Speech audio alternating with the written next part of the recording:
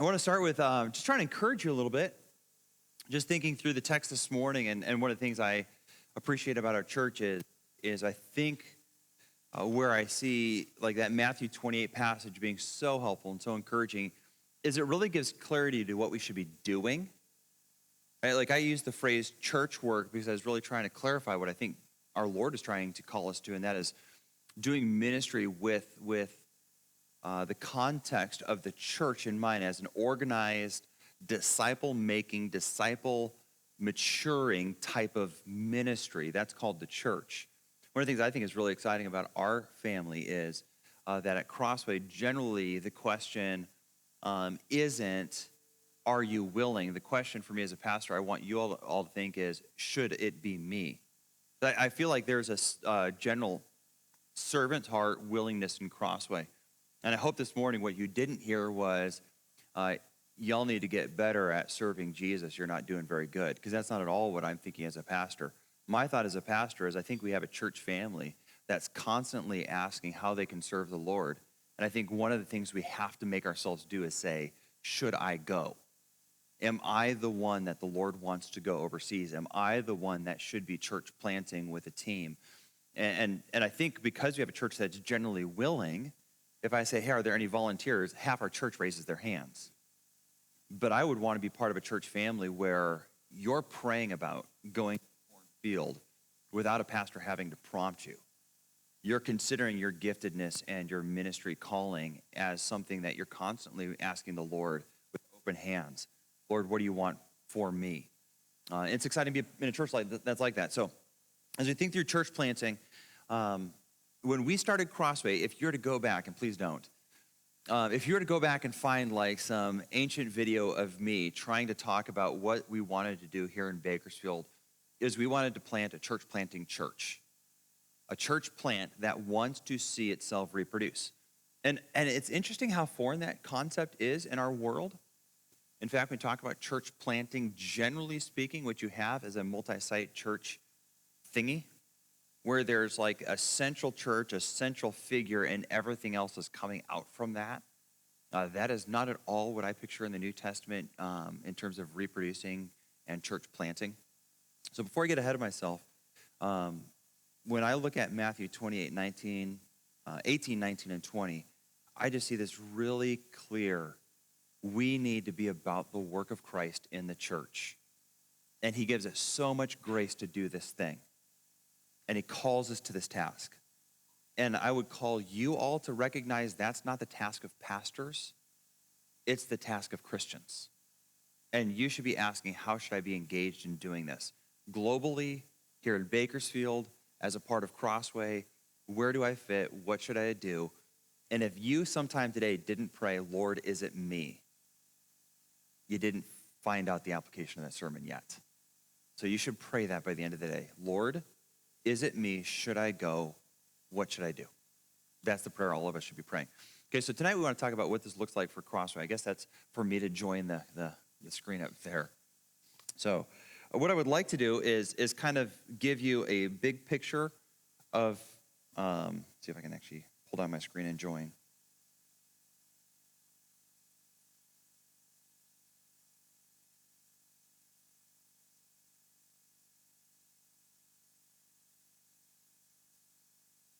Huh, that's not helpful. Once you click out, it'll change. I'm going to watch you all the whole service. We're going to be a place that has lots of kinks in our necks. Is it going to turn for you all, or is it going to be permanently stuck sideways? I think you drew it sideways. I did draw it sideways. Yep. No. The screen was locked when he When made I the drew diagram. it. That's fine. I'll redraw it. Okay, so we do through church planting, and we start with. I think I am going to lock the screen now and see if I can do this. You don't want to lock it now. You want to turn it and then lock it. Some things. All right. So we think through church planting, just like real life. We don't go from being a teenager to having a family without personal, spiritual, material growth. I mean, significantly, part of that is relationship, right? Like individual people don't have babies. You have babies as a couple. Takes a man and a woman, and usually righteously in the context of family. And there's a lot of thought and planning that, generally speaking, we try to involve ourselves in the process of when to get married, of when to have children. And that's kind of what we're doing tonight, is just kind of talking nuts and bolts. I remember having this conversation with my wife when we decided to start having children. We were driving to her folks' house. I think that's when it was. And so yeah, I remember just like talking like, is it now? Like, when do we have kids? And we just kind of process timeline, financial placement, where I was in my education, what it would look like to have kids, could we afford it? I remember working through all of those types of questions. And I think as a church, we need to work through those questions. So here's our goal for tonight. I'm going to kind of give just like a skeleton view of kind of what we're thinking, big picture, and then allow you guys to interact with us. One of the reasons we should be doing this right now is, at least from a pastoral perspective, I think all three of the pastors, if I was going to include Paul in that group, because he's a part of a lot of these conversations as well. Paul Harmon. Who did I say? You said Paul, but Okay. that is a little bit vague in this particular Yes, conversation. Paul Harmon, who's been with us as part of these pastoral discussions. We're thinking we're to a place now in church life where we're having this conversation because spiritually we're looking at our church and we're seeing the gifted people in our church that could help us do this. We're seeing the financial and material resources within our church, and we are burdened for our community that is large and largely unreached. And we really believe that for us to be comfortable and not do church planting rapidly, there better be a God-given reason for us not to. And I would say in light of how we're thinking through this, that we're not talking about just church planting. Like many things in life, you have to do more than one thing at once. So I think we ought to be thinking through a local church plant. We also don't want that to make it so that we don't raise up men and women for the mission field, nor do we want that to detract from our ability to do good church here, which means we still probably want to be advancing towards, at the least, like building a nursery and some classrooms so that we don't like see a kid disappear on a Sunday morning. We don't know where he's at. Because right now we have these needs both in terms of facility and structures here at Crossway.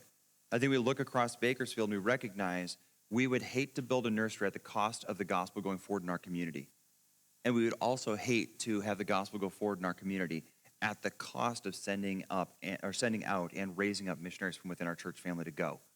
And so I think we need to be maintaining a press on all of these together. Right? The conversations in our church should not be so church plant oriented that we lose sight of other mission that God has called us to. Nor should we be so focused on facility that we lose sight of church planting or missions. Does that make sense? All right, so kind of giving you a little bit of a phase idea here. We think through like church planting. If we have phases, I think phase one is build a team. Okay, when I think build a team, I'm going, in Matthew, Jesus tells us there's a reason we should pray. What's our reason for prayer as we consider the mission field? What's the need? Laborers, right? Workers to go out in the field. The field is ready. The issue is not the field. The issue is what? Laborers. This is what our Lord is saying. It's interesting that the Lord, who is King of the universe, looks into the world and says, it's ready for harvest. We're ready. We have a fruitful harvest ready. We just need people to go harvest it. Pray. Man, if our Lord is calling us to pray for laborers, what do you think the first thing on our need list and in our development should be? Yeah, raise up and pray for and develop and cultivate and appoint leaders. Laborers to go out and do this thing. So if we look at this as phase one, build a team, we're thinking church planting ministry, we need to raise a team. What do you think comes next?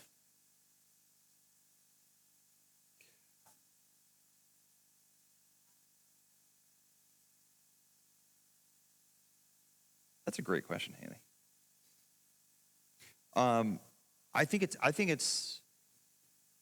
It starts with probably your center leader.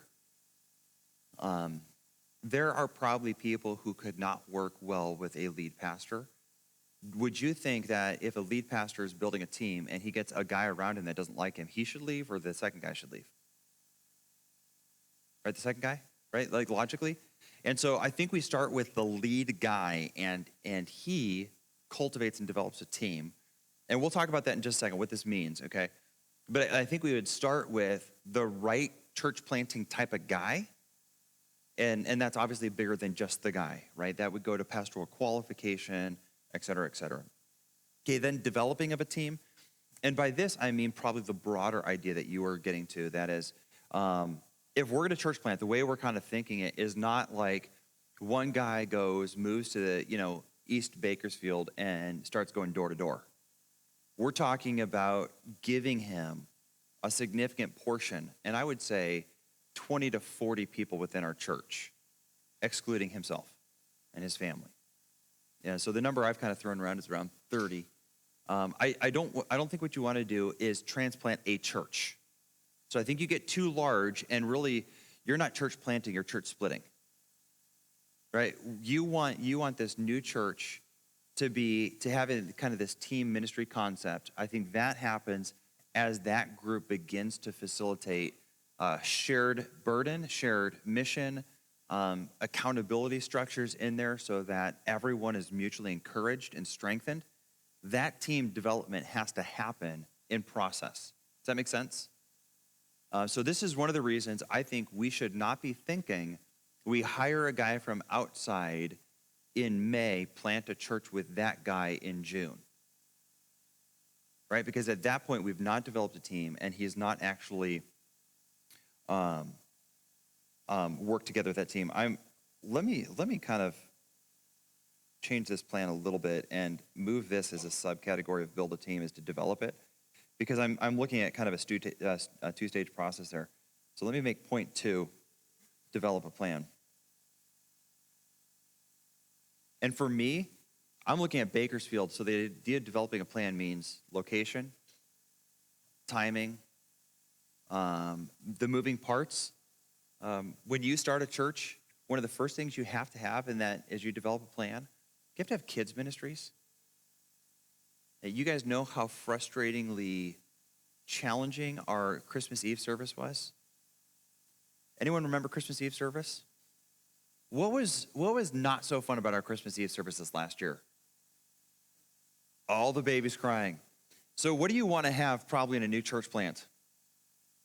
Somewhere that those children can get good care, safe care, and not distract from the gospel of Christ being preached, right? Well, you need to have a plan in place, because when you start as a church plant, man, you got to have ministry people locked in. You got to have things ready to roll. Okay, number 3, I'll just say plant. And number 4, I don't know how to say this well, but I'll say be independent. So I would look at this as kind of a 1-year process. Let me write 1 year. This happens in 1 to 2 years. And I would say these, I did not write well. Still not writing well. Let's just do a simple bracket. These happen at the same time simultaneously. This is probably a 1 to 3 year process. And this should happen in years 4 to 6, all things being equal. That's kind of my thought. Now, the Lord could do this a lot quicker, and it could be a long, slow process as well. But this particular area is where we're thinking at Crossway. For instance, if we bring in a man who is going to help develop a team here to plant a church, that he's doing that in the context of Crossway for multiple good reasons. We're learning him. We're getting to know and trust him as a shepherd. And he's preaching and ministering and laboring among our church family. And in those ways, Lord willing, we are growing a respect for him and him a love for the people of our church family. He's theologically getting united with us. If there is division at the beginning, there may not be a visible division, but we want to know that when we partner with someone, there isn't like division below the surface theologically or in terms of philosophical commitment to what church looks like. Well, that takes a couple years to develop, so we would love to do that within the context of Crossway. Not only that, we're looking at bringing in a church planter to help us do this. We want the team generally then to be the rest of Crossway's people. Well, right now, if we bring in Bob to help us church plant, you don't know who Bob is. You have no friendship or relationship with him. So we say, hey, are you willing to church plant with Bob? There are a lot of you that say, hey, I'm willing to church plant, but I don't know Bob. Well, he's going to be your pastor. Whew. Well, what does he believe? We don't know, but we think he believes what we believe. Like you get the hardness of that sell, how difficult that is. So what we'd like to do is bring in, let's say, Bob to Crossway, have him pastor alongside us for a couple years, and during that time begin cultivating relationships, proving his pastoral credibility, working alongside of us, being involved in the ministry here at Crossway, and then from within Crossway, developing a team that we mutually work with together to pull out from us and use to establish a new church here in Bakersfield. Okay, so that's kind of the big arc of the plan that we think is probably a wise way to do this. And I think it's actually reproducible. I don't think there's any reason Crossway can't begin somewhere in here, kind of thinking through step 1 on a new church plant. Step 2. Does that make sense? So that by year 4 or 5, we're looking at church plant number 2. By year 8 or 9, maybe we're looking at church plant number 3. And I think we want to plant churches that share our burden. So hopefully when we're looking at church plant number 2, it's not us alone. It's church plant 1 plus Crossway doing church plant number 3. Does that make sense? All right. Now, kind of the elephant in the room, we've been talking a little bit about Paul this morning and bringing him in next week. I want to talk about those two things a little bit independently. We really like Paul Pitts, and you guys know Cassidy. We love her. But we don't know. Well, all of us except for James love her.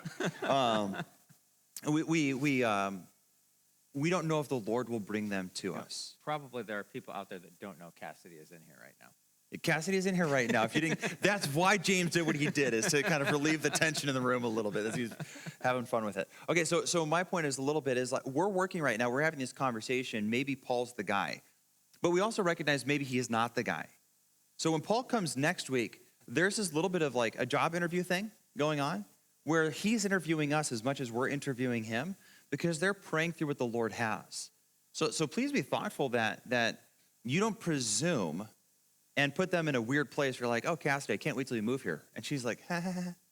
Like, I don't know how to respond to that because I don't know if we're moving here. We're waiting for God's will to be really clear to us. So what we're thinking as pastors is we want to be thinking through this. And I look at point 1 as the big bind, is we need to find a church planting team led by a church planting man who has a burden for church planting. Because that takes us kind of a special subset of pastoral gifts, I think, and calling. And so if we don't have that guy, we're stuck in, is it Matthew 9, where Jesus pray that we have laborers to go in the harvest, and we're praying. And if the Lord has answered that prayer through Paul, then praise the Lord for this, and we're going to get after this.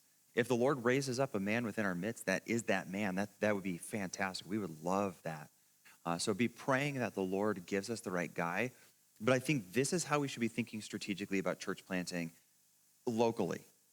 Now, maybe the Lord will call us, in about 20 years to church plant on a nice coastal city where I would love to partner with a young church planter and retire. I don't know what the Lord has in the future, but maybe this plan wouldn't work for that. But, we can figure it out at that point. I want you guys to all see, this is our pastor kind of been throwing this around internally, like what this would look like. And this is kind of a rough sketch. So Pastor Jeremy's gotten probably questions from you. Let me give you a sideways number. Can you guys read it? You can read it sideways. That's Caleb's number. Probably most people have Caleb's number, so you can just text Caleb. But Caleb is cleaning up and sending the questions on to me in a form that I don't have to figure out what they mean. For those of you that don't have Caleb's number, if you text a question there, unless it's crazy or needs to be like edited for just comprehension, we'll pretty much straight up ask your questions if we can.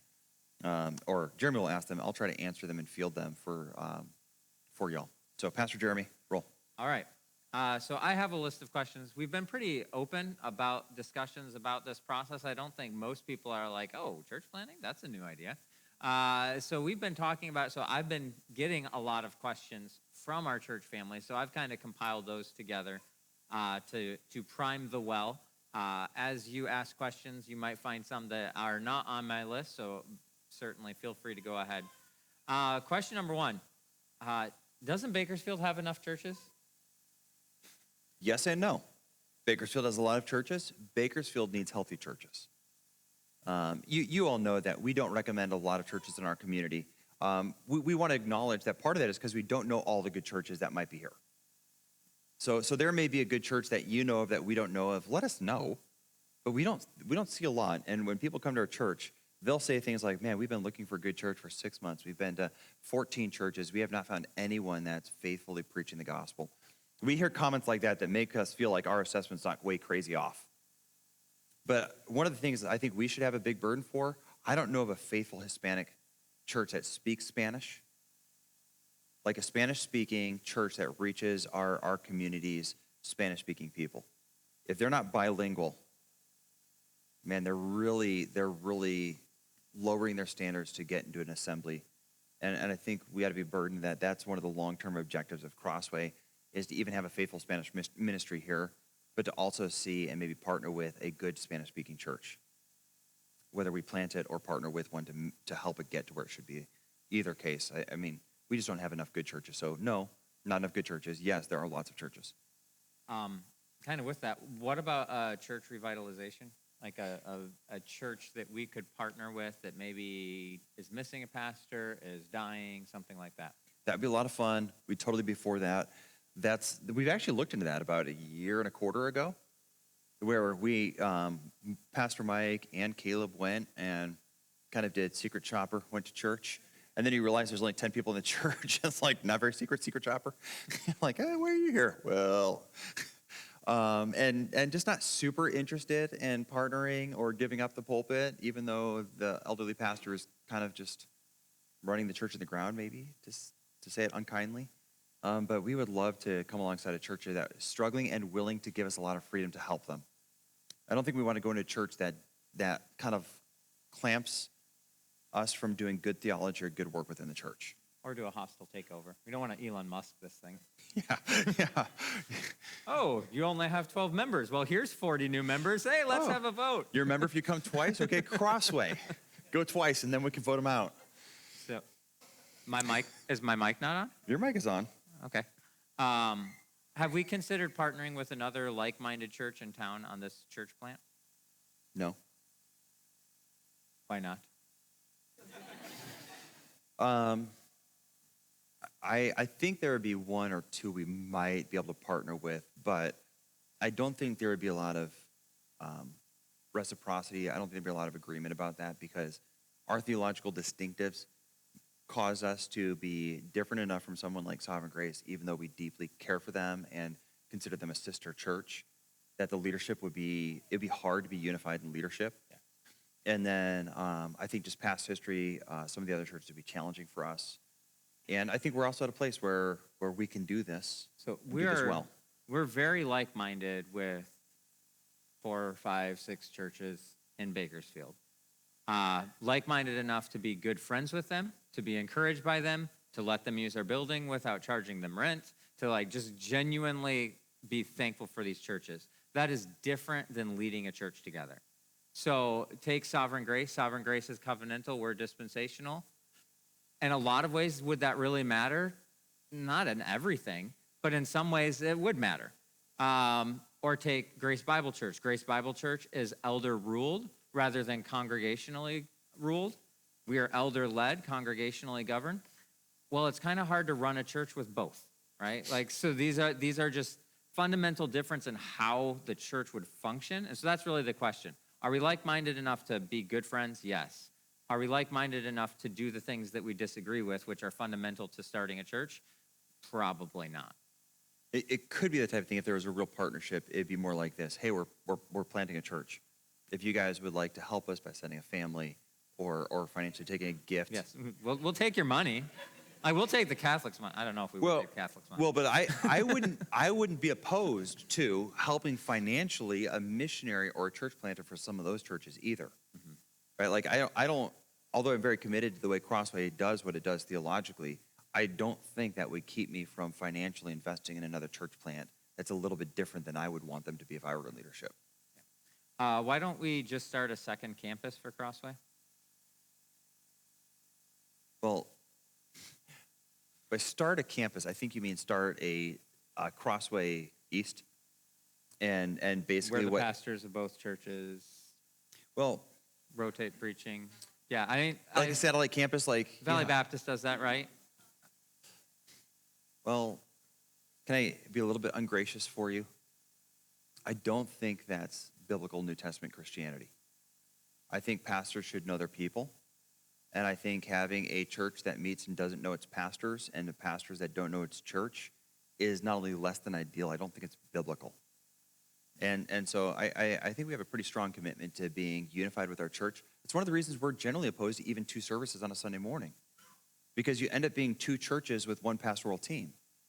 And we think the church isn't just known by its pastors and knows its pastors, it knows each other. And so what would end up happening is you have 2 separate churches with 1 singular leadership team, and we just think that's a formula for bad pastoring, bad shepherding, and it's not biblically a church. Yeah. To clarify something you said. You said that's not New Testament biblical Christianity. You're not saying that's not Christianity, that churches who have multi-services are not Christian. You're saying they're not doing it the way the Bible would tell them to do. Yeah, when I say biblical, I mean they're not following the biblical Right. pattern and biblical theology of a church. Right. I'm not saying they're not biblical Christians. Yeah. They're not following the biblical pattern. Will the church plant be the same as Crossway? I hope not. Right? Like, I mean, I, generally speaking, do not want to clone myself and my children. I want them to be better than me. Right? Don't you want to grow a church that's doing the things that we do, but doesn't have the weaknesses we have? I want to see them learn and do church in a way that makes us see where we can improve and be better. To clarify something you just asked, is there a plan for the church plant to have some form of Spanish ministry? So I would defer to the leaders of the church plant to do their own thinking. I'm not going to micromanage a church planter to do church planting my way. So no, I don't have detailed plans for how the church planter should do his leadership of his church. But to clarify, laborers for the field, if we had a laborer for a field who is a Spanish speaker, we would be enthusiastic about planting a Spanish church, Spanish-speaking church. Yeah, I might be enthusiastic about him serving Crossway at Crossway, speaking Spanish at Crossway, and teaching Crossway's ministries in Spanish. I think on that stuff, for me, that type of detailed thinking is unhelpful. I think, to me, that's good dreaming. If the Lord gives us this, wouldn't it be cool if we could have a Spanish-speaking ministry component in our church plans, or maybe here at Crossway? I think we need to be careful that we are particular about what we think the plan should be.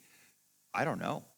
I mean, if the Lord gives us a really competent Spanish-speaking minister, I'm going to tell you right now, I'm going to want to keep him. Right? Like I would love to see him at Crossway. So I just think we work the plan as the Lord unfolds his will for us. What will Crossway's relationship to the new church be during and after the church plant process? So again, working this out with the pastors, I think the way we would see it is that, like day one, there's a lot of financial and spiritual partnership going on. So I would assume day one, Crossway is securing the whole entire salary of that lead pastor.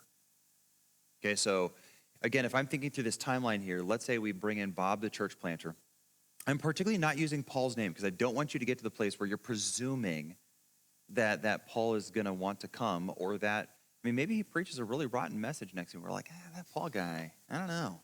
You know, like I want to be careful that we see the plan and the individuals that are part of it as 2 distinct things. Okay, so we bring in Bob, the church planter, and we bring him on as a resident church planter. That is someone we're going to send out, but he's resident here. We pay him a full pastoral type of salary. He works with us and among us as a pastor for 1 to 2 years-ish.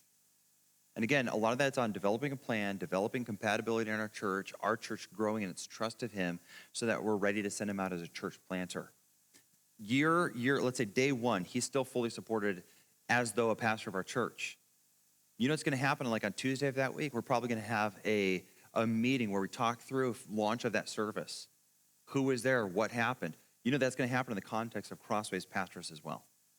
So Bob and the pastors here at Crossway and some of his pastoral team that he's setting up, we all meet together, probably in our noisy conference room. And we praise the Lord for what he's doing in this church plant.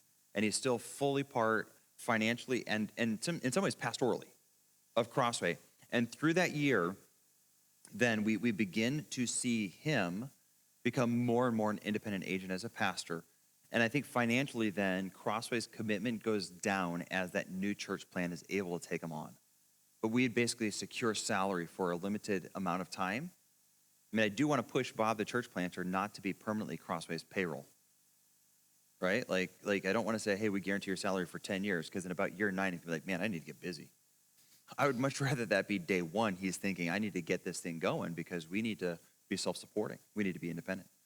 So financial commitment to be there. I think there's a possibility we would send, they call it scaffolding type of ministry people. So we say, hey, we realize children's ministry is really hard, so we're going to loan you Tom and Emily Carpenter to run your little kids ministry, but we're taking them back after 18 months. So you need to raise up people to replace them quick. And then we're bringing them back to Crossway. And at 18 months, if Tom and Emily want to stay, we'd let them stay. If they want to come back, they can come back. But I think we could do things like that that would allow us to kind of wean them into a place of total independence. Yeah, it'd be a lot like raising a child. There are things that I can let my 11-year-old do that I couldn't let him do when he was 2, right? So there's going to be a process. So maybe the first year, Crossway is, the church plant is a budget item in Crossway's church budget. And so the giving comes to Crossway. We help manage it. They don't have to deal with bookkeeping so much, things like that. Then year 2, maybe they're doing their own finances, and we're just sending them money that they're managing. And we might have, at the initial stages, our elders are their elders, plus the church planting pastor. And then by the time they're ready to charter, they have 3 guys ready to go that are going to be their staff elders or their lay elders going forward. And so there's going to be, and a lot of that's just going to be working out in concert with the church planter. These aren't things that we necessarily decide on September 21st of 2026. This is what's going to happen. We'll walk that path. Lots of questions about Spanish. Okay, so I would say this at the least on the front side. Our church is congregationally governed, which means a lot of the things we're talking about, whether it comes to finances or pastoring, is actually coming before you again and again in terms of voting. So if it's a line item on our budget, you'll all vote. We will share with you how good the church is doing, where they're at financially, and then we will assess in a vote what to do moving forward. Our church is going to reproduce a church. Our pastors are not. So I want to make that clear that at no point do we plan on moving this thing behind closed doors financially or in terms of reporting and what's going on. Does that make sense? So these are good questions. I just want you to know the answers will have to be reshaped, and you'll be part of that the whole way through. All right, so this is one that's getting lots of questions. Why are we bringing someone in instead of planting with the men we already have here? I think as we look at calling and giftedness, we have a man who desires to plant a church and is gifted and is in a place of opportunity. And I mean, I think the Lord has uprooted Paul Pitts a little bit. And so this is why we're talking particularly about Paul at this moment. I think he's gifted, he's called, he's ready. I think there are men in our church who are close, but not very many who are gifted. Does that make sense? Like, I don't think Pastor Jeremy's wanting to go church plant. I think he's eager to be part of one a little bit. He is not. And let me say this, in the planning, he gets all excited, even though he knows intellectually he shouldn't, he necessarily isn't part of this. Does that make sense? I think we all get that way. You know, like Kate and James going to Southeast Asia, there's a little bit of me that wants to go with them. I think that's probably true of a lot of people. I don't know, maybe it's just I'm the weird guy. It's like, yeah, you know, I would do that. I wish I had like 10 lives to do the things I want to do. Are you guys like this? Am I the only one like that? So like, I kind of want to go in this church plant. You know what I'm saying? I do. But I can't imagine leaving behind Crossway. But I get excited for ministries that I see the burden and the need and the opportunity, and I get excited about it, and I kind of want to go. So I look at Paul, and I just think we have a guy who's gifted, who's capable, who has the accreditation of people around him who affirm his gift and calling and character. And I think, to be honest, we have men in our church who are probably a couple of years behind Paul. So I think our church should do this, figure it out, and do it again. That's what I think. And I think we do it again. We might have guys in our church that are ready to be the primary. Where are we planning to plant? I go back to number 1 and 2 and defer to the church planter. Now, if he decides to plant by renting out an open store at the Alberton Shopping Center about 800 yards south of us, I might encourage him to think better. But at this point, again, if church planter Bob starts doing demographic research throughout Bakersfield and starts to develop a strong commitment to an area of this community where it's very evident for all of us, I mean, how many places in this community could use a good church?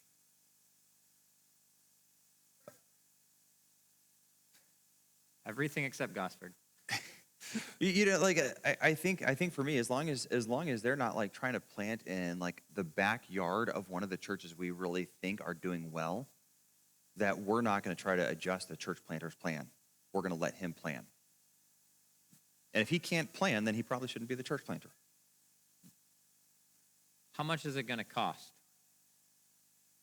More in people than money. But if we're looking at salary costs, let me just kind of throw around some loose numbers for you. We're running through the salaries this last week with Becky in just our pastoral desires to figure this thing out. So if we pay a pastoral salary, our church cost is way higher than our paychecks, just to be clear.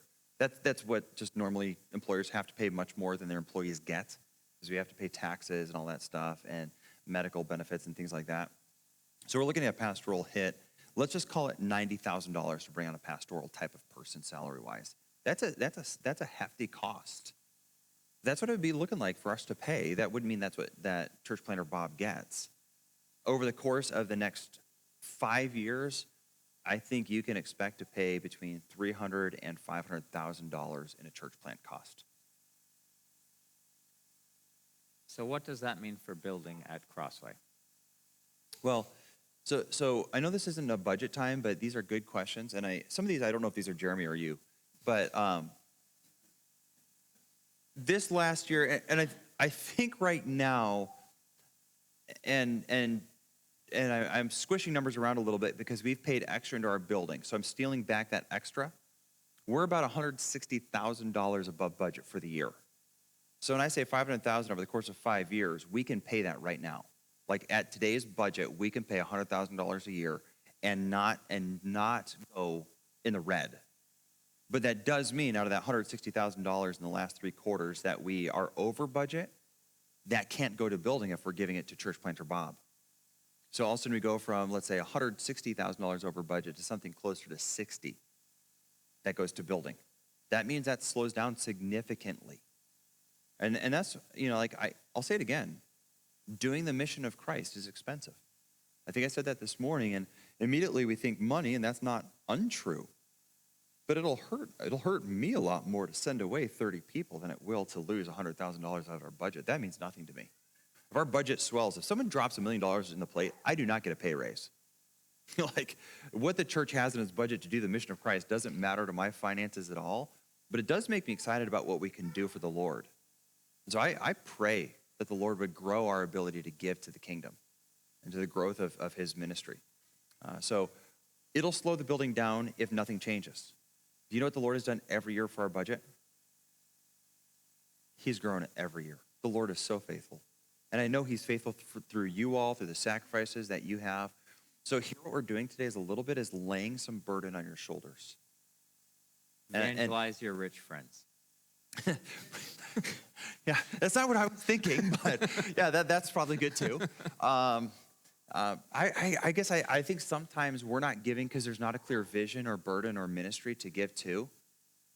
And if you care about Bakersfield, if you care about the lost, and the Lord is giving you some extra resources to give away, consider designating gifts for church planting or for building so that we can do these ministries well. At what point is the new church no longer accountable to the leadership of Crossway? When are they self-sufficient financially? Or that might be when they are self-sufficient financially, is that when they're no longer accountable? So I would say generally that's actually right on. Is accountability goes with partnership, and partnership goes a lot of times with money. So as long as we're kind of in the financial harness together, and even if we're sharing pastoral ministry together, there's a lot of influence flowing back and forth and a lot of accountability. If they're independent financially and leadership-wise, then they should make their own decisions, and we want that. And that's not a bad thing.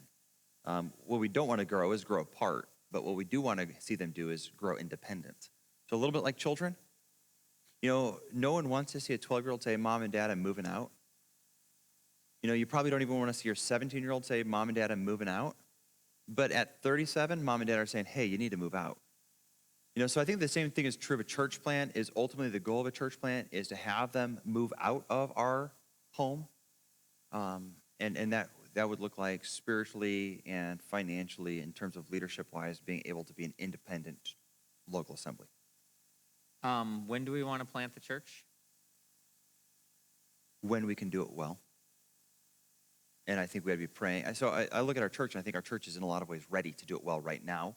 I think we're minus that team leader and the unity and the love for that leader that needs to develop. So I think we start step one. We could start that tomorrow if we had the right guy, where we begin the work of building relationships, building trust, building mutual burden in ministry together. And the church plant, to me, would happen when the leader and our team here at Crossway is ready to plant. If you're looking in terms of thinking of months or weeks with me, I'm thinking like 1 to 3 years with a lot of variables in there. I would think 18 to 30 months. So that kind of leads to this one. While we're doing that step 1 and 2, Paul's going to be an employee of Crossway. What would be our or Bob? Bob is going to be an employee of Crossway. What would be our expectations for the role of someone like that at Crossway as we're planning to plant? So in some ways, you guys ever see those motorcycles with the sidecar? What we're not thinking is that we would bring church planter Bob in to be part of the leadership at Crossway permanently. So we're not bringing church planter Bob in because we have so much work at Crossway we can't get it done. We're bringing church planter Bob in to do what? To church plant. So we know in, let's say 2 years, let's just say it's 24 months, right between that 18 and 30 month window. 24 months we plant a church. Who do we lose? Church planter Bob. So we want it to be the type of ministry experience here that grows that grows our confidence in him. It grows a team unity around him and his family and his ministry and his mission as it's particularized in his church planting vision. And when that happens, then we launch that church and we lose him from our offices and ministry here. So we don't want it to be stuff that's essential to Crossway. Does that make sense? It's kind of, I would tell you this, here's what I'd love to see church planter Bob do. I would love to see him help us evangelize and reach the community. I would love to see him help us to develop some structures to do outreach well. What structures I think he could leave behind and we could have lay ministers fill, so that he doesn't start a ministry that dies when he leaves. He starts a ministry that can be sustained within our own church family when he leaves. I would love to see him build a strong proof of giftedness in evangelism and discipleship of young believers, because to me, that's the heartbeat of a young church plant. And so we'd really want to see his focus in those 2 years he's with us to be in those areas. How many years did Michigan churches support Crossway before we became self-sufficient? Okay. Good question. I'm gonna give you a rough breakdown financially of what it was. The first year, I think we had $75,000 of support for the whole ministry. The next year was 55,000. The next year was 30,000. The next year was 15. The last year was 5,000. That was it. Yes, my wife and Sydney. That's it. So I think my dates are roughly right here. We moved into 9603 Bard Court on May 14th, 2006. The Elis were good friends of ours. We went to seminary. Phil and I went to seminary together. We actually went to college together and didn't really know each other in college. And then we see each other at Detroit together. We're like, hey, wait, you're going to seminary? You? It's like one of those moments like, I thought you were a music nerd. I didn't even know you liked the Bible. That's really what I thought. I mean, I knew he loved it as a Christian. But so I talked to Phil, and we talked to them in Michigan, and they started making plans to come out here, but they didn't actually move out here until about 16 months after we did our first thing in Bakersfield. So our first ever kind of public event ministry thing was basically a Sunday morning type of service, October 1st, 2006. The Elis moved in January of 2008. Is there? Yeah, they were actually charter members because they moved here as we were chartering.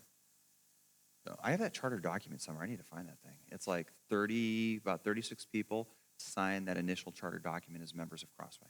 The Elis are on that list. The Brocks, the Brady and Leanne Mello are on that list. Rick and Karen Thompson, some of you remember them. Lloyd and Shirley Fuel. Dwayne and Peggy Bright. So, What's the church going to be named?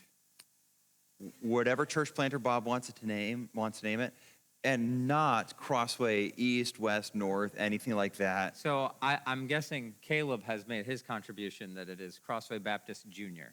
Junior. Maybe it should be the third.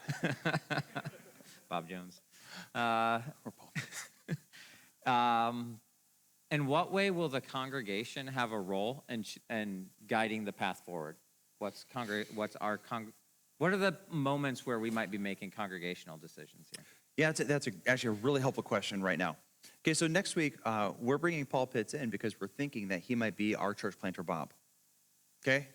The reason I've said it like that is because I want to be careful that I don't put the cart before the horse, particularly because we believe in congregationalism. I want you all to have voice in this. So if Paul comes in and you're just like, no, and our church is saying no, you know who wants to hear that? Your pastors as well as Paul and Cassidy. That'd be a really clear sign the Lord is not in this. On the other hand, I expect that our church would be like, yes, and why are we going so slow? Hurry up and get him signed. Like offer him more, whatever it takes, get that guy on our roster.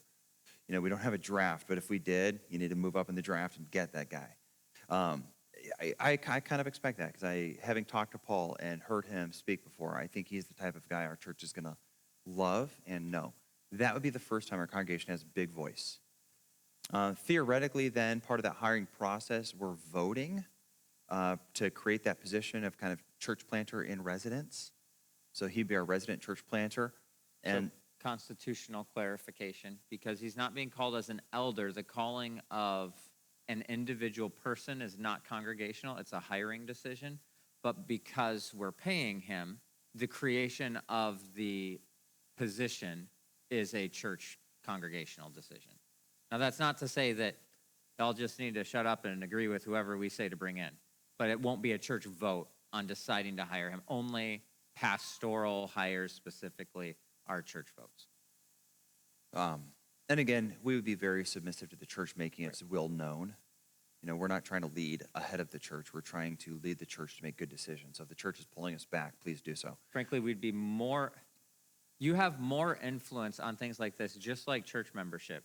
The reason we don't take the no votes on inviting people into church membership, because your one no vote on a Sunday morning isn't going to make a difference. But I'll tell you what, if you come to the pastors a week before someone's joining and you're like, hey, I'm really concerned about that person, it's going to make a huge difference to the pastors in that process. And some of you have have walked through that and expressed concerns, and we've gone through that. So it is not that you don't have a voice. It's just not something that will come down to a yes or no vote. So then I would say over the next 2 years, there's a lot of influence Crossway will have, right? If our church is not attaching the church planting man, or is not connecting to him, or feels like he's disqualified from pastoral ministry, maybe I should say unqualified as opposed to disqualified. If he is clearly an angry, violent man, he's not qualified, right? So at that point, our church family should say that. Hey, we just are not confident in this man. We don't think he's biblically qualified to be a pastor. So I think the commissioning of the church planter would be one of the places the church has a large say. I also think if we just can't gather up a team around him, that quiet no vote is a powerful no vote. Right? For like, hey, who wants to go with church planter Bob? And no hands go up. If I said that today, if I said, who wants to go with church planter Bob? I would have a lot of you going like, I just don't know Bob very well. If in 2 years, everyone's like that means a lot, right? Like no one's raising their hand to go with Bob. That probably tells us that he's not a guy who should be probably in pastoral ministry at all, let alone church planting. So those would be ways I think the church has a powerful say. Finally, we would ordain him to send him, right? We would commission him to send him. If the church will not ordain him, that's also a strong no vote. So there'd be a couple big, huge hurdles along the way. I would expect our church to eagerly approve of a called and godly man. But those would be checks on whether his gifted and calling and godliness are approved of by the assembly. What makes you think that Crossway is in a place where we're ready to plant right now? Okay, so thinking on multiple tiers, I think the Lord has strengthened us financially to the place where we can actually, without need, hire a pastor. Like, I don't know of a church who's doing quite as generous a plan as we are for church planting. Usually, most church planters I know have to do a lot of outside support raising. Number two, I look at the spiritual horsepower of this church right now, and some of you are wanting to do more than you're able to do right now, and that tells me we need to do something. So I look at the leadership we have in our church. I look at the spiritual depth of our church. I look at the financial power of our church. I look at the strategic location of our church, which is why we chose Bakersfield. And everything says we should church plant, and it's going to hurt us. Right? Like it's going to cost us something is what I mean by hurt. So maybe the distinction, we talk about it sometimes with discipline, it's going to cause us pain. I don't think it's going to harm us. Right? It's a healthy thing to do, but it's like working out. As someone who has recently been forced by my wife to do so. It hurts, but it's actually good for me, allegedly. All right, so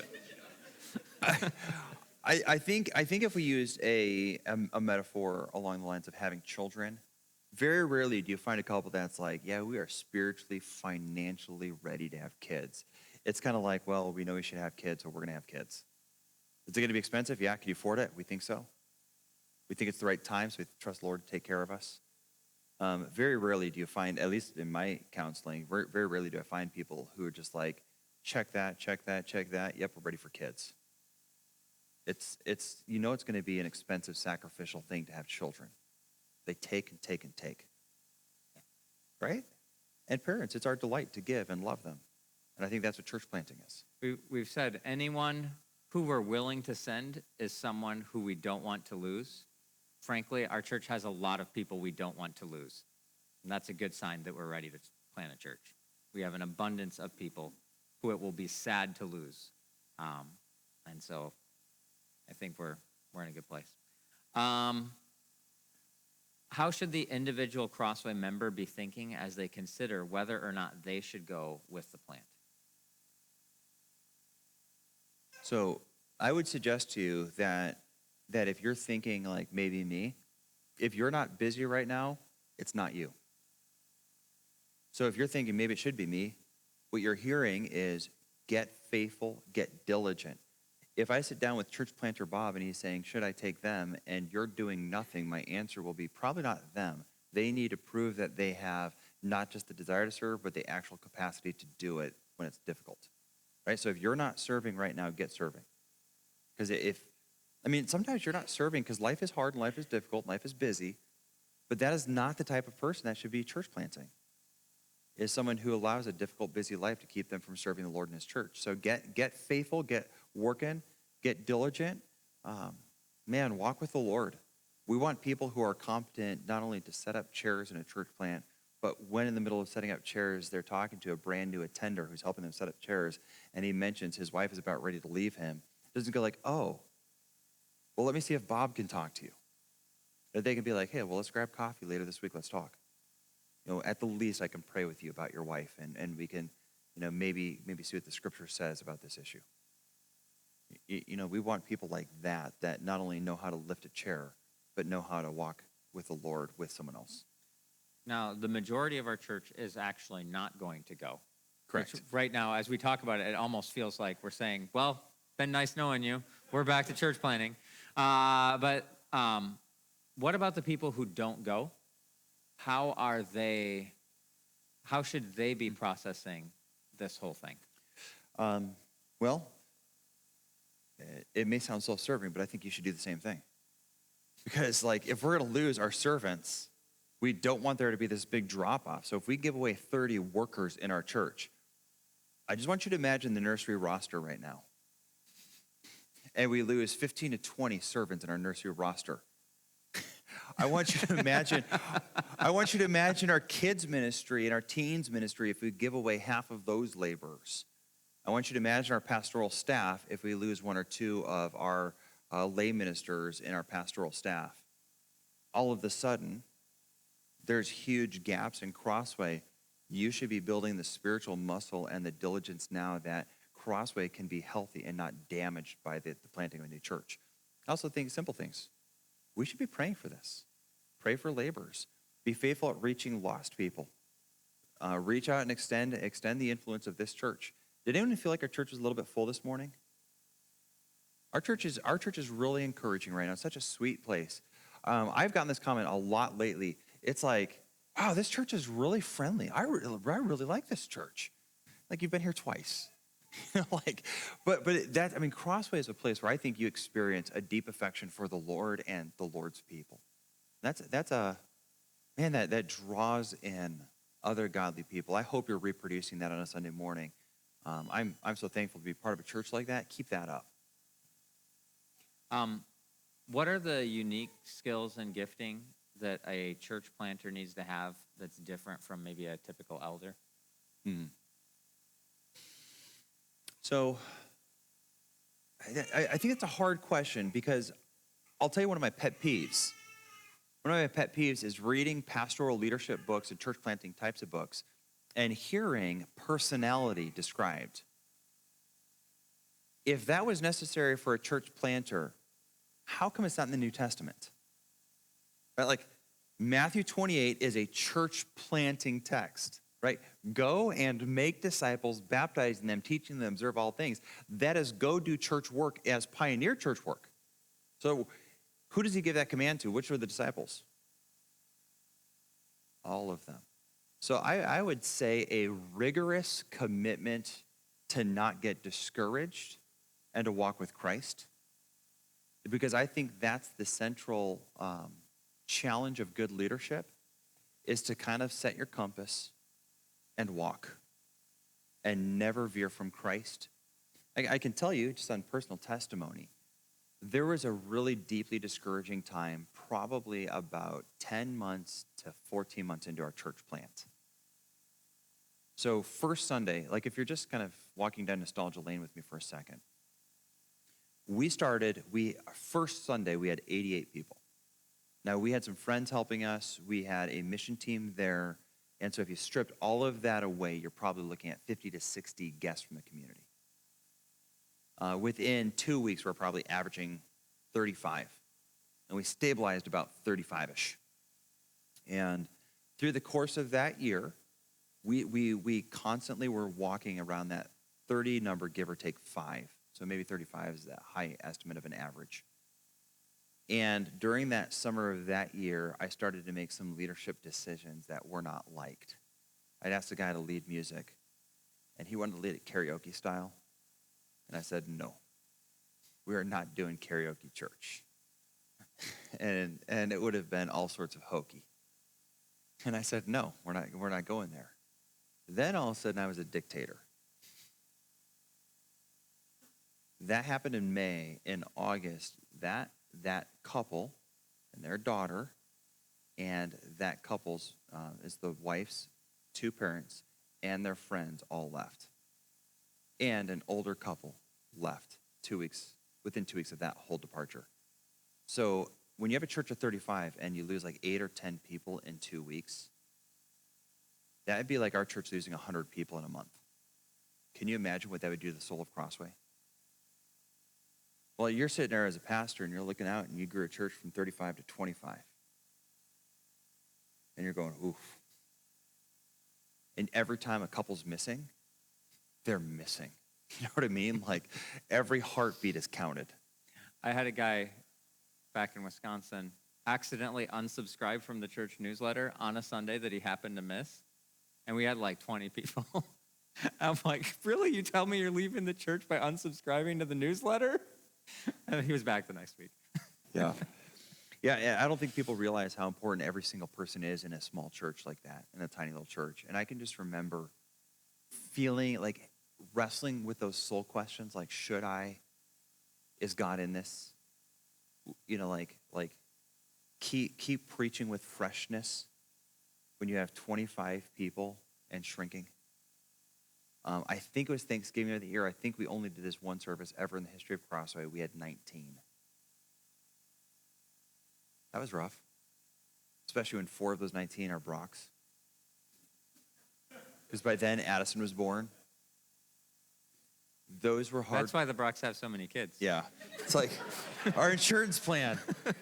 Even if our church shrinks, it's not going to shrink all the way. So I think during those moments where you have a tendency to self-recrimination, to discouragement, to cloudy thinking about mission, and you lose sight of the joy and the excitement of what it meant when on day one, when you had 88, and it's like, yes. And all of a sudden it's 19, and it's like, oh. I think you have got to be deeply, rigorously committed to walking this path for the Lord's sake. So I think the personality, type A, outgoing, flamboyant, expressive, extrovert, that's garbage. You need someone who has got a sanctified personality. That means if you're an introvert, when you need to be an extrovert, the Holy Spirit gives you strength and you obey him. And there are times when a church leader, and I know I need to live this lesson a little more, he needs to shut his mouth and listen. Right? And that's got to be a work of God's grace.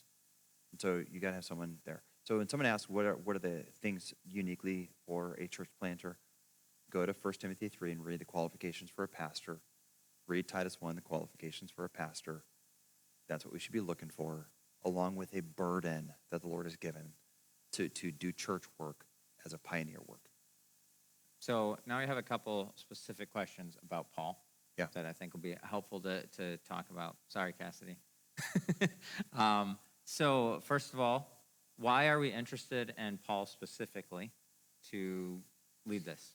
Well, I mentioned a little bit before, but I think Paul comes with a resume of accreditation that is people giving him strong vote of confidence in his church at the Hill, Grace community, the people around him. In fact, I think Paul is in a little bit of a game of tug of war where he is the rope, and all the people at Grace community who are around him are trying to keep him because they love him and respect him so deeply.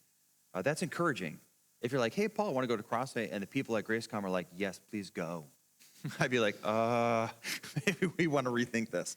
So I do think that matters, right? Like his home community, his home church, the ministry where he's been for years, they all love him and want to. In fact, my understanding is the Hill would love to have him come back. So when you have all the churches he's been involved in the last 5 years saying, Paul, please come here, that's one of the things I see.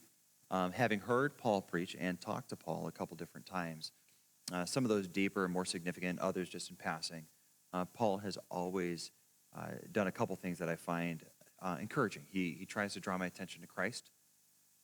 Anyone else experience that from Paul?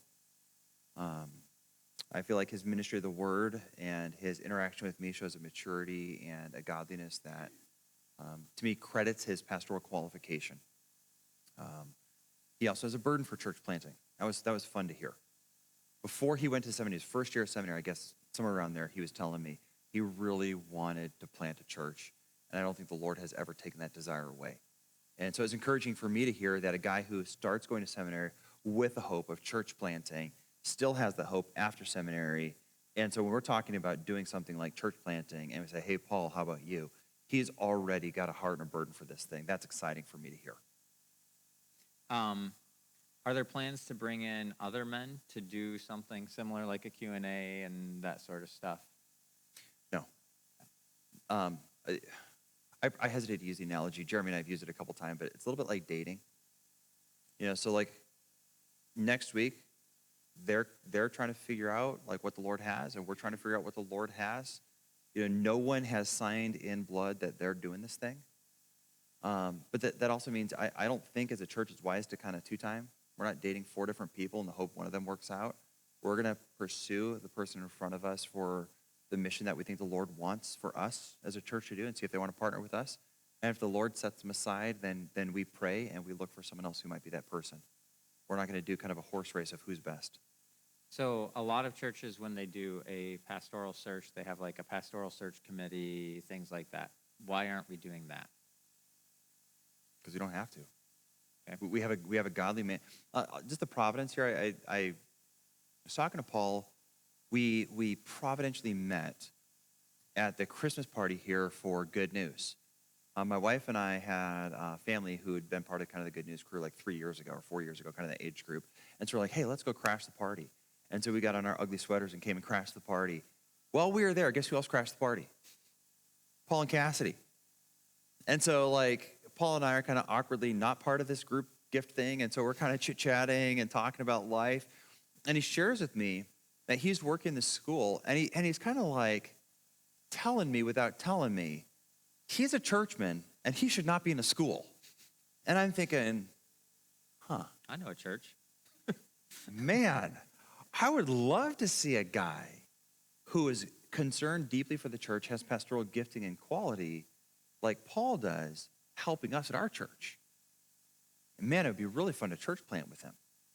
So probably within like 3 or 4 weeks, I was talking at a pastoral meeting. I'm like, hey guys, I don't know if the Lord is in this, but I think Paul might be open to this thought. And so since then, we've kind of been thrown around. And then at Shepherd's, kind of one of those other providential meetings, I was looking for books, and Paul came up. And Roman's like, we started talking. And I'm like, hey, I don't know if any of the other pastors have said anything yet, but, and he's like, really? And so we started talking. I just think the Lord has been putting us in a position to have good conversations that have led to today. So we haven't done a search committee because that. Yeah, I think if you would have asked us 6 months ago, do we want to plant in 2 years, we all would be open to it. But the impetus is like, oh, this might actually be the right piece at the right time to do this. And so let's go ahead and see where the Lord takes it. I would say, knowing Paul, we started asking those internal questions too. Are we ready? Do we have the finances? Can we do this well? Do we have the people? And we're sitting there saying, yes, yes, yes.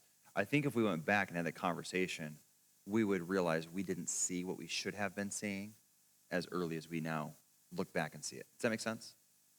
And I'd also add, I love preaching at Crossway. I know Mark loves preaching at Crossway. We have a church that's fun to preach to because you listen, you long to hear the word. Crossway is not an easy church to preach to if you're not up here prepped and ready to declare the word of God to the church. You all aren't really into a magic show. Like I had someone who suggested coming to do a ventriloquist show at Crossway this summer. He was on Britain's Got Talent, so I didn't seriously consider that because our church wants to hear the word of God preached. And if the word of God is being preached, you're incredibly gracious and really fun to preach to, but you're not easy to preach to because there is a very high bar of entry. And Paul, as a young man without a lot of pastoral experience, preached here, and our church enthusiastically loved hearing him. That, to me, is a huge deal as far as thinking through this. Some of our Crossway quirks, our distinctives that are important to us and not important to everyone else: dispensationalism, congregationalism. Have we talked to Paul about those sorts of things? Yeah, we have. And I think when it comes to dispensationalism, he's committed to I think a biblical viewpoint there that gives us a lot of comfort and confidence in him. I think when it comes to congregationalism and his beliefs about church, I'd say that's the one place where TMS teaches elder rule, and Paul is just wide open to be submissive to the scripture, and I think very compatible with what we have here. So I don't expect that to be It an helps issue. that we're right. I think I think Paul's sweet and teachable spirit makes that not a concern that we have, but he's not coming from the same place we are theologically when it comes to ecclesiology. Roman? Yeah, that's also helpful to know. His home church, The Hill, is congregational. That's a church he'd been part of up until about a year ago when he took this position at the school. All right, so that's all I have. One final close-up question. How does our church make next week a profitable and successful weekend as we think through what's going forward? Oh, that's a good question. Don't be weird. Don't ask dumb questions. So we're not letting Kyle come next week. I think Crossway is. I don't think we need to be different than we are. Our church. Yeah. I mean, I'm just be honest. I mean, I think our church is an incredible place that is just rich in grace.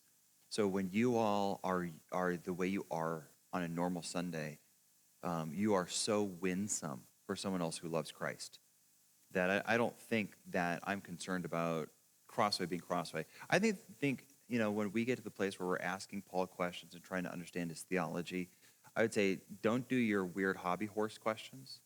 You don't tend to do that. That's not who you are, and Jeremy will filter them out anyway, so I'm not super worried about that. But ask Paul substantive questions, and you're going to find a man, I think, who can respond well and think well, both on his feet and his theological richness. So Paul's going to acquit himself well next week. So ask meaningful questions. Ask questions that actually concern the church and Scripture, not that concern, your favorite sports team or something like that. Getting the church job interview is one of the weirdest things in the world. Having done it here, it's a strange thing to spend a whole day with 200 to 300 people rather than two HR people and your future manager. And so it's just a weird situation, but it's also really fun because the reason we're doing this is because we have the same commitment to Christ together. And the goal of next week is not to hire Paul Pitts. It's not to convince him to come to Crossway. It's to see if this is the path forward where we can see God glorified in our community. So we don't have to come into it with that laser focus on a goal. We're coming in to consider what the Lord has. And so it doesn't need to be a high stress environment, but frankly, it's especially for the wife. It's really weird. It's a strange situation to be in. I know my wife loves it when things like that happen. So I just think, remember what we're doing, why we're doing it. It's not to trick him into saying yes. Yeah, I would say that would be the thing that would concern me the most, is that you've heard something today that makes you think Paul has already agreed to come, and you assume that this plan is a Paul Pitts plan, and so you ask him details that he shouldn't and wouldn't have necessarily thought through, and you put him in a challenging place to interact with. I'm still praying about whether to come, not. So what are you going to name the church? Yeah, the name of the, so I think that's the stuff where that's one of the reasons I think tonight's so valuable, and I trust you guys to get it, and I'm not worried about it. But I think that'd be where I can see a misstep happening, is someone not recognizing where we are in the process and presuming somehow in a way that kind of puts Paul or Cassidy in a place where they have to kind of reshape what you're thinking about where we are in the process. So for the sake of our dear children's ministers, I'm going to end it at this point. And but if you do have more questions, there are where we are. So I'm gonna. This has kind of been church day, right? Like talking through church work. church planting, missions, would you do me a favor? Before you lay your head down tonight and go to sleep, would you pray that the Lord would use you to advance the mission of the church? Would you ask the Lord to convince you of how you should be engaged in the work of the church over the next 10 years? With open hand, ask the question, should I go? Should I go across town or across the ocean, or should I stay? Just open-heartedly ask the question, and then ask the Lord to work in you a willingness to do that. Would you do that? Before you go to sleep tonight, ask the Lord that question.